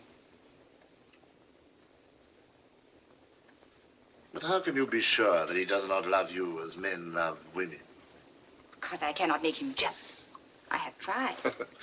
Perhaps I should have asked then, do you love him? Can one love a god? Besides, I love another Roman. No god, but a man. One who can love and hate, and one whom I can hurt and would hurt me. Does Caesar know this? Yes. And he is not angry? He promises to send him to Egypt to please me. I do not understand this man. You understand Caesar. How could you? I do, by instinct. Your Majesty caused me to be admitted today. What message has the Queen for me? This. You think that by making my brother king, you will rule Egypt, because you are his guardian and he is a little silly. The Queen is pleased to say so. The Queen is pleased to say this also. Caesar will eat up you, and Achilles, and my brother, as a cat eats up mice. And he will put on this land of Egypt as a shepherd puts on his garment. And when he has done that, he will return to Rome and leave Cleopatra here as his viceroy. That he shall never do. We have 1,000 men to his 10, and we shall drive him and his beggarly legions into the sea. You rant like any common fellow. Cleopatra! Enough! Statatita! Caesar has spoilt me for talking to weak things like you. I know to whom I must go now. Let me go forth from this hateful place. What angers you? The curse of all the gods of Egypt be upon her. She hath sold her country to the Roman, that she may buy it back from him with her kisses. Fool, did she not tell you that she would have Caesar gone? You listened? I took care that some honest woman should be at hand whilst you were with her. Mark this, mistress. You thought before Caesar came that Egypt should presently be ruled by you and your crew in the name of Cleopatra. I set myself against... Aye, that it might be ruled by you and your crew in the name of Ptolemy. Well, better me, or even you, than a woman with a Roman heart. And that is what Cleopatra has now become. Whilst I live, she shall never rule. So guide yourself accordingly.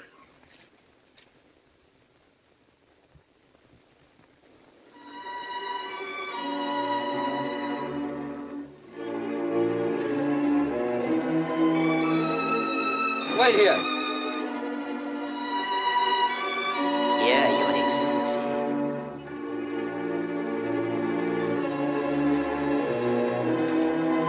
The Roman commander will await Caesar here.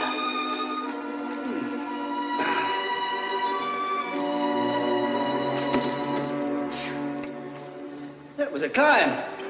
How high have we come? We are on the palace roof, O beloved of victory. Good.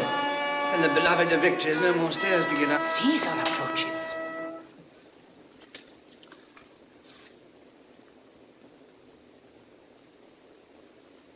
Why, Rufio, a new baldric, a new golden pommel to your sword. And you've had your hair cut. Oh, but not your beard. Impossible. Perfumed by Jupiter Olympus. Well, is it to please myself?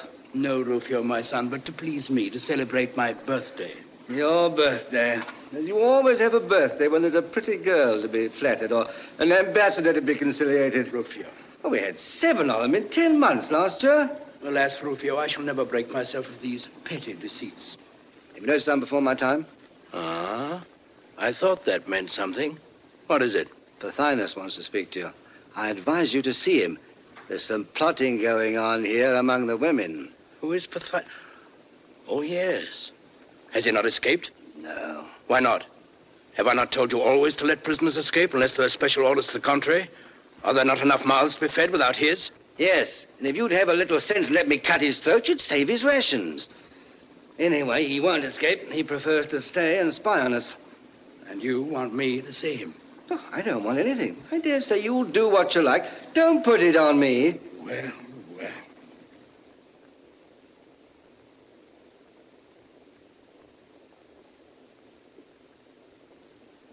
Let's have him in. Oh, there, guard. Release your man and send him up.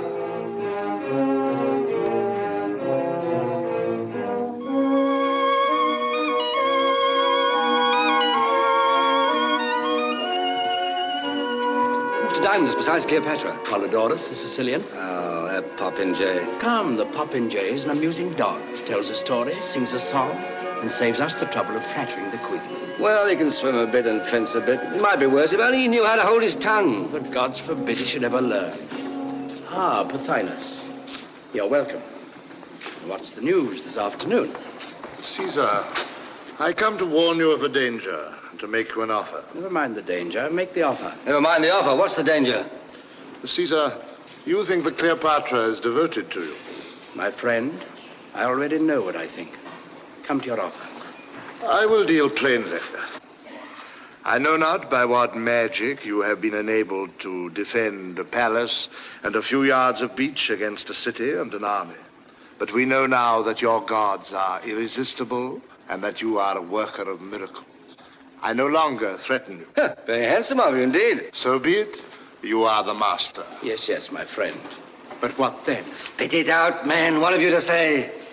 I have to say that you have a traitress in your camp. Cleopatra! The queen! Spit it out sooner, you fool. Now it's too late. What is he doing here? Just going to tell me something about you. You shall hear it.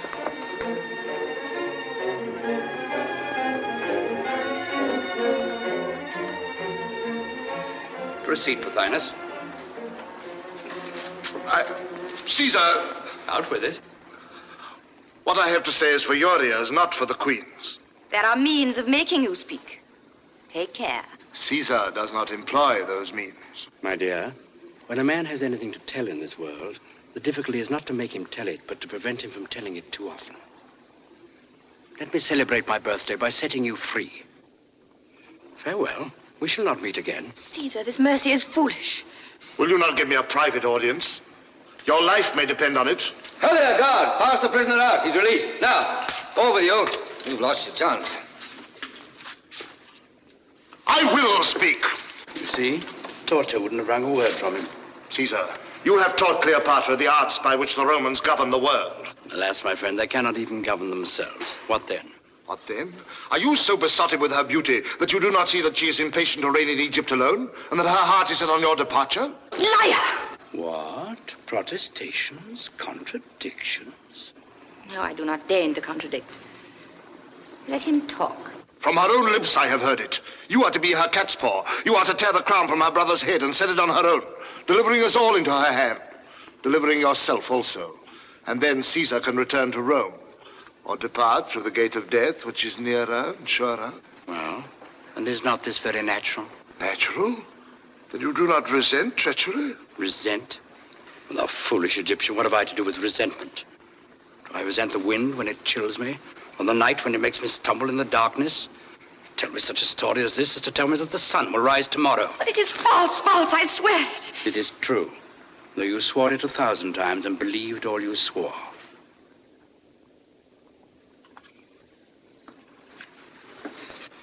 Come, Rufio, let us see Pothinus pass the guard. I have a word to say to him. We must give the Queen a moment to recover herself. Tell your friends, Pothinus, they mustn't think I'm opposed to a reasonable settlement of the country's affairs. Tatatita! Tatatita! Please try and be comforted. Can they hear us? No, dear heart, no. If he leaves the palace alive, never see my face again. He? Pothinus? Strike out his life, I strike his name from your lips. Dash him down from the wall. Break him on the stones. Kill him. The dog shall perish. Hail in this, and you go out from before me forever. So be it. You shall not see my face until his eyes are darkened. Come soon. As the light dies, he shall die.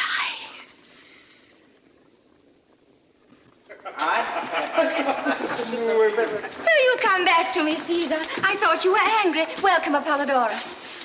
Cleopatra grows more womanly beautiful from week to week. Truth, Apollodorus? Far, far short of the truth. Friend Rufio threw a pearl into the sea. Caesar fished up a diamond. Caesar fished up a touch of rheumatism. Come on, for dinner. Yes, dinner. I've ordered such a dinner for you, Caesar. What are we to have? Peacock's brains. Peacock's brains, Apollodorus. Not for me. I prefer Nightingale's tongue. Roast boar, Rufio. Ah, good. What has become of my leathern cushion? I've got new ones for you, Caesar. These cushions, Caesar, are of Maltese gauze stuffed with rose leaves. Rose leaves? Am I a caterpillar? Oh, what a shame, my new cushion. What shall we serve to whet Caesar's appetite? Any oysters? Assuredly. British oysters? British oysters, of course. Oysters, then. Sea hedgehogs for me. Have we nothing solid to begin with? Field fares with asparagus. Fattened fowls, Rufio. Have some fattened fowls. Aye, that'll do. Field fares for me. Caesar will deign to choose his wine, Sicilian, Tuscan, Macedonian, Chianti. All Greek. Try the Sicilian, Caesar. Bring me my barley water. Bring me my Falernian. It's a waste of time giving you dinner, Caesar. My scullions would not condescend to your diet. Well, let's try the Falernian. But when I return to Rome, I shall make laws against these extravagances. I will even get the laws carried out. Never mind. Today you are to be like other people. Idle, luxurious, and kind. Well. For once I will sacrifice my comfort. There. So now you're satisfied.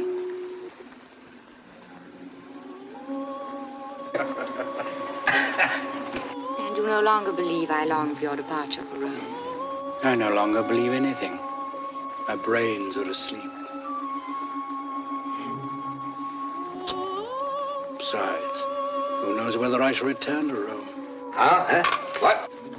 1 year of Rome is like another, except that I grow older. It's no better here in Egypt.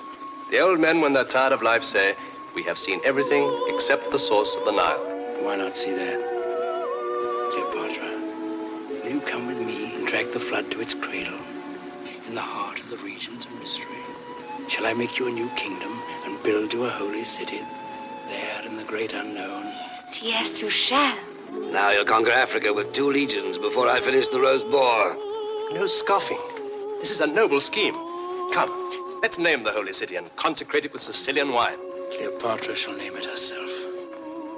It shall be called Caesar's gift to his beloved. No. Something vaster than that. Something universal like the starry firmament. Why not simply cradle of the Nile? No, the Nile is my ancestor and he's a god. Oh, I just thought of something. The Nile shall name it himself. Let us call upon him all together. Send for him. Away with all of you.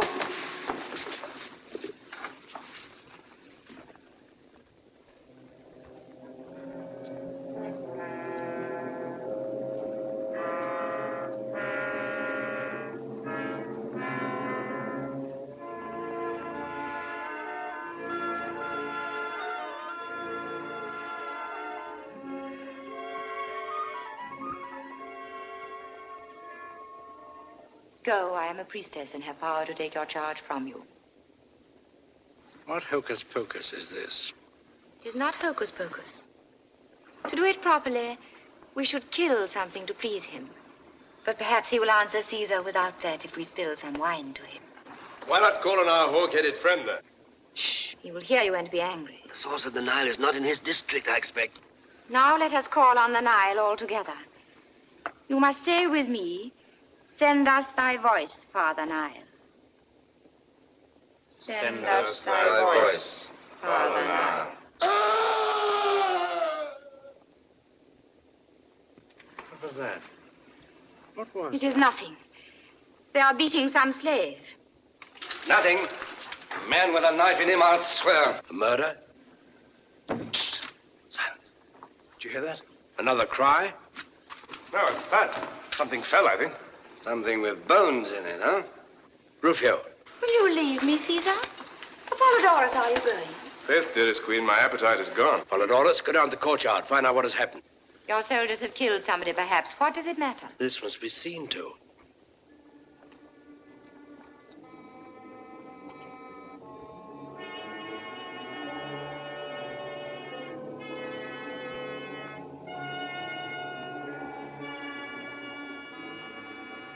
Is she drunk?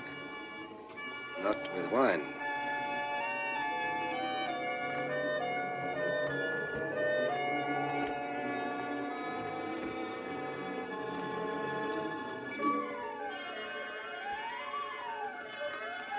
The queen looks again on the face of her servant.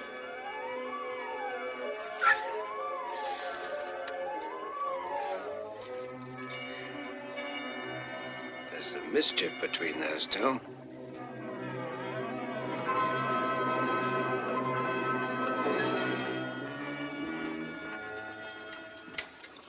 Cleopatra, what has happened?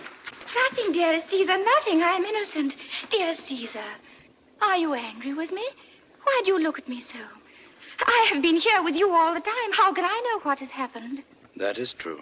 Of course it is true. You know it is true, Rufio. I shall know. Presently. Caesar, remember, your bodyguard is within call. Why do you allow Rufio to speak to me so? You should teach him his place. Teach him to be my enemy and to hide his thoughts from me as you are now hiding yours. Why do you say that, Caesar? Indeed, I am not hiding anything. You are wrong to treat me like this. I'm only a child, and you turn into stone because you think someone has been killed. I can't bear it. But there, I know you hate tears. You shall not be troubled with them. Only, I am so silly. I cannot help being hurt when you speak coldly. Of course, you are quite right. It is dreadful to think of anyone being killed or even hurt. And I hope nothing really serious. What has frightened you into this? What have you done? Ah, that sounds like the answer. I have not betrayed you, Caesar, I swear it. I know that. I haven't trusted you.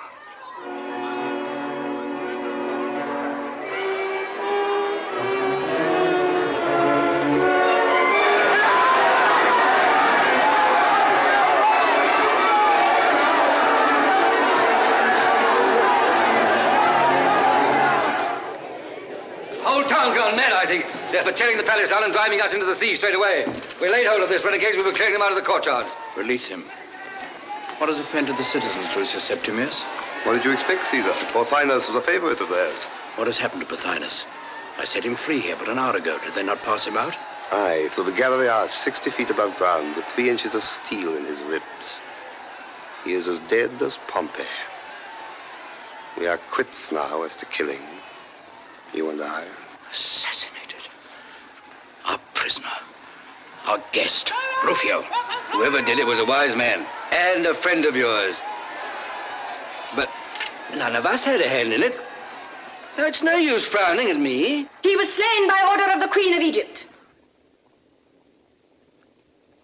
I am not Julius Caesar, the dreamer, who allows every slave to insult him. Rufio said I did well. Now the others shall judge of me, too. This Pothinus sought to make me conspire with him to betray Caesar. I refused, and he cursed me, and came privily to Caesar to accuse me of his own treachery. He insulted me, the queen, to my face. Caesar would not avenge me. He spoke him fair and set him free. Was I right to avenge myself? Speak, Lucius. I do not gainsay it. But you'll get little thanks for it from Caesar. Apollodorus, speak. Was I wrong? I have but one word of blame, most beautiful. You should have called on me, your knight, and in fair duel, I should have slain the slanderer. I will be judged by your very slave, Caesar. Britanus, speak. Was I wrong? Were treachery, falsehood, and disloyalty left unpunished, society must become like an arena full of wild beasts tearing one another to pieces. Caesar is in the wrong. And so the verdict is against me, it seems.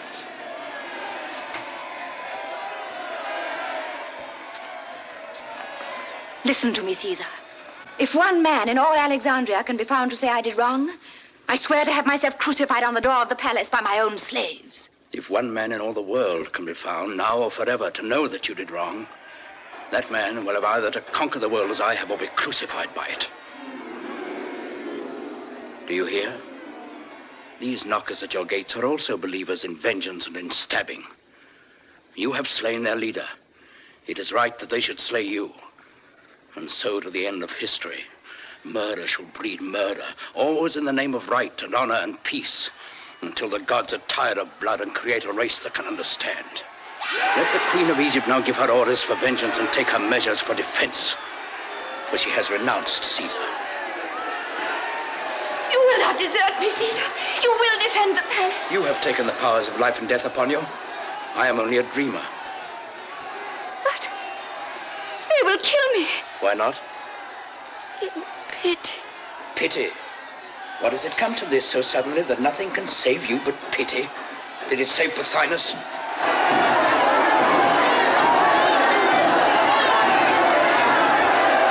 Caesar, enough of preaching. The enemy's at the gate. And what has held him baffled at the gate all these months? Was it my folly as you deem it, or your wisdom? In this Egyptian Red Sea of blood, whose hand has held all your heads above the waves? And yet when Caesar says to such an one, friend, go free, you, clinging for your little life to my sword, dare steal out and stab him in the back. By the gods, I'm tempted to open my hand and let you all sink into the flood. Will you desert us because we're a parcel of fools? I mean no harm by killing. I do it as a dog kills a cat, by instinct. We're all dogs at your heels, but we have served you faithfully. Alas, Rufio, my son, as dogs we're like to perish now in the streets. Caesar, what you say has an Olympian ring in it. But I'm still on the side of Cleopatra. If we must die, she shall not want the devotion of a man's heart or the strength of a man's arm. But I do not want to die. Oh, ignoble. Ignoble. Hearken to me, Caesar. It may be ignoble, but I too mean to live as long as I can. Well, my friend, you are likely to outlive Caesar. Does Caesar despair? He who has never hoped can never despair. Caesar, in good or bad fortune, looks his fate in the face. Look it in the face now, and it will smile as it always has to Caesar. You presume to encourage me? I offer you my services. I will change sides, if you will have me. But at this point? At this point. Do you suppose Caesar is mad to trust you? I do not ask him to trust me until he is victorious. I ask for my life and a command in Caesar's army. And since Caesar is a fair dealer, I will pay in advance. Pay? How? With a piece of good news for you. What news? What news? What news did you say, my son Rufio? The relief has arrived. Mithridates and Pergamus is on the march. Is it not so, Lucius Septimius? He has taken Pelusium. Lucius, you are henceforth my officer. Rufio, the Egyptians must have sent every soldier from the city to prevent Mithridates crossing the Nile. There is nothing in the streets now but mob. It is so. Mithridates is marching by the great road to Memphis to cross above the Delta. Achilles will fight him there. Achilles shall fight Caesar there.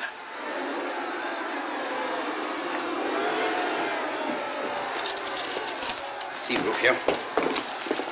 Here is the palace. Here is the theater. Now you take 20 men and pretend to go by this street. And whilst they're stoning you, out will come the cohorts by this and this. My streets are right, are they, Lucius? Aye, that's the Fig Market. Yes, I saw them the day we arrived. Britanus, tell Petronius that within an hour, half our forces must take ship for the Western Lake and see to my horse and armor. With the rest, I shall march round the lake and up the Nile and catch Achilles in the desert. Lucius, give the word to start. Apollodorus, lend me your sword and your right arm for this campaign. Aye, and my heart and life to boot. I accept both. Are you ready? Ready for art, the art of war. Come, this is something like business. Is it not, my only son? You understand about the streets, Rufio? I think I do. I'll get through them at all events. Caesar. Caesar. Have you forgotten me? Oh, I'm busy now, my child, busy. When I return, your affair shall be settled. Farewell. Be good and patient. That game's played and lost, Cleopatra. And the woman always gets the worst of it. Go, follow your master. A word first.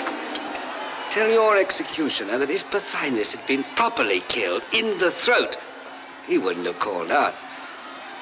Your man bungled his work. How do you know it was a man? It wasn't you. Oh, you were with us when it happened. Was it she? With her own hands?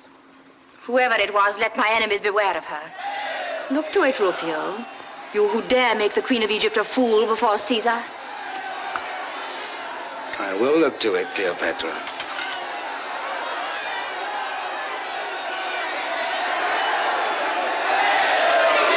Let's teach these Egyptians how to fight and how to run. Eh? And then, home to Rome!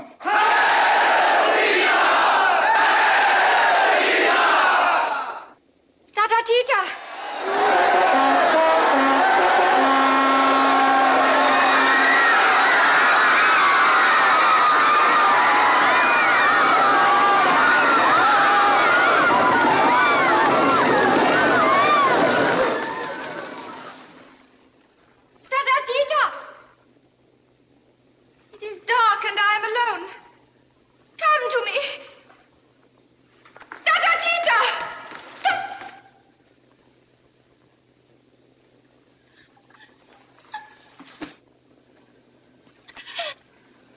The queen looks again on the face of her servant.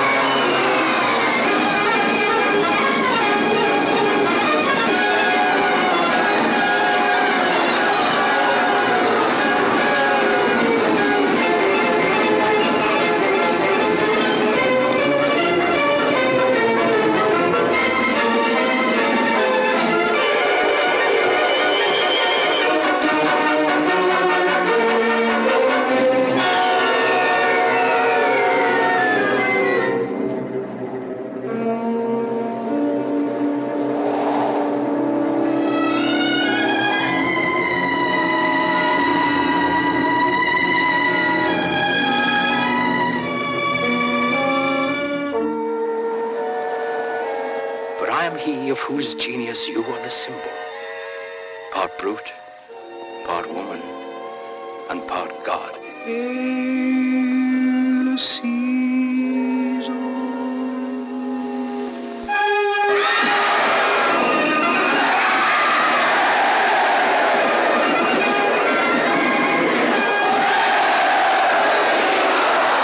he comes.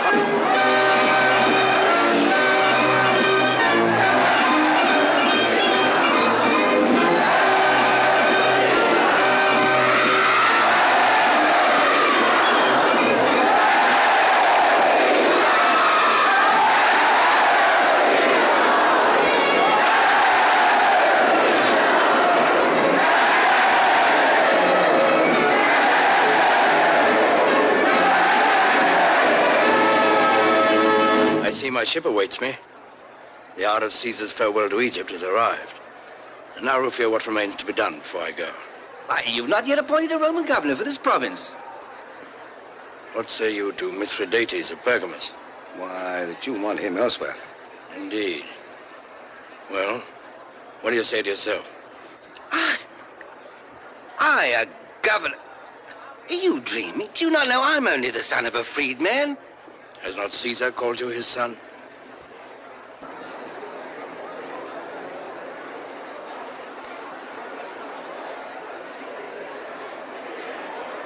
Peace a while there and hear me. Hear the service, quality, rank, and name of the Roman governor. By service, Caesar's shield. By quality, Caesar's friend. By rank, a Roman soldier. By name, Rufio.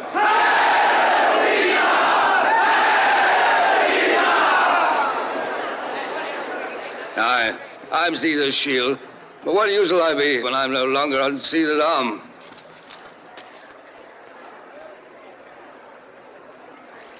Where is that British islander of mine? Here, Caesar. And who bade you, pray, thrust yourself into the battle of the Delta, uttering the barbarous cries of your native land? Caesar, I ask you to excuse the language that escaped me in the heat of the moment. And how did you, who cannot swim, cross the canal with us when we stormed the camp? Caesar, I clung to the tail of your horse. These aren't the deeds of a slave, Britannicus, but of a free man. Caesar, I was born free. But they call you Caesar's slave. Only as Caesar's slave have I found real freedom. Well said. Ungrateful that I am, I was about to set you free. But now I will not part with you for 1,000,000 talents.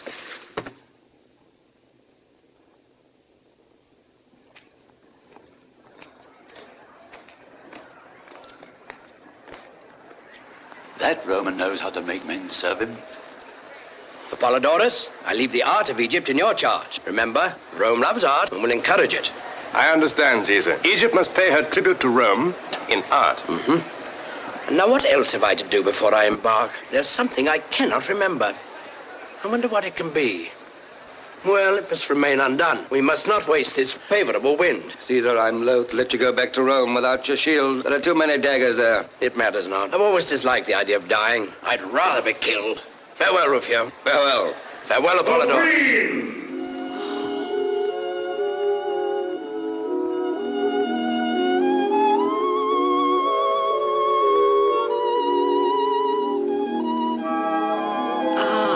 I knew there was something. How could you let me forget her, Rufio?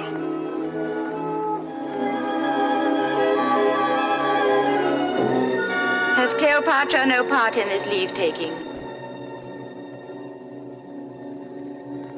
Had I gone without seeing you, I should never have forgiven myself. Is this mourning for me? No. Oh, that was thoughtless of me. It's for your brother. No. For whom, then? Ask the Roman governor whom you have left us. Rufio? Yes, Rufio. He who is to rule in Caesar's name, in Caesar's way, according to Caesar's boasted laws of life. He's to rule as he can, Cleopatra. He's taken the work upon him and will do it in his own way. Not in your way, then. Without punishment, without revenge, without judgment. Now, that is the right way, the great way, the only possible way in the end. Believe it, Rufio, if you can. I believe it, Caesar, but look you, Cleopatra had a tigress that killed men at her bidding. I thought she might bid it kill you someday. So, without malice, I only cut its throat. That's why Cleopatra comes to you in mourning. He has shed the blood of my servant Patatatita. Upon your head be it, Caesar, as upon his, if you hold him free of it. On my head be it, then. But it was well done, Rufio. Come, don't be angry with me. I'm sorry for that poor Tita.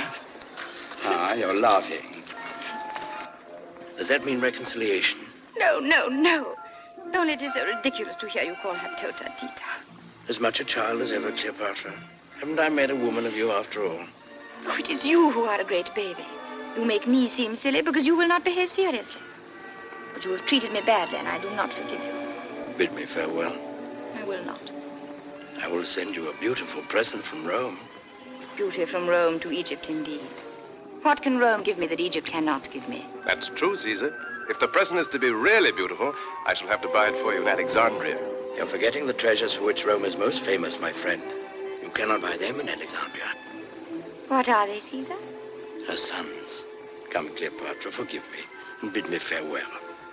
And I will send you a man. Not old and ripe for the knife, not hiding a bald head under his conqueror's laurels, not stooped for the weight of the world on his shoulders, but brisk and fresh, strong and young, hoping in the morning, fighting in the day, and reveling in the evening. Will you take such an one in exchange for Caesar? His name? His name? Shall it be Mark Antony? You're a bad hand at a bargain, mistress, if you'll swap Caesar for Antony. So now you're satisfied? You will not forget. I will not forget. Farewell. I do not think we shall meet again.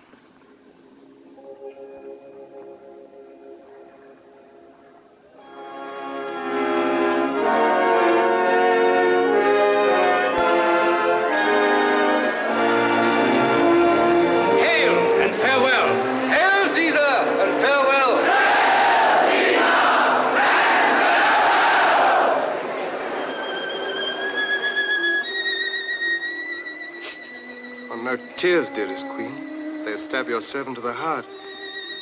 He will return someday. I hope not. But I can't help crying. Just the same.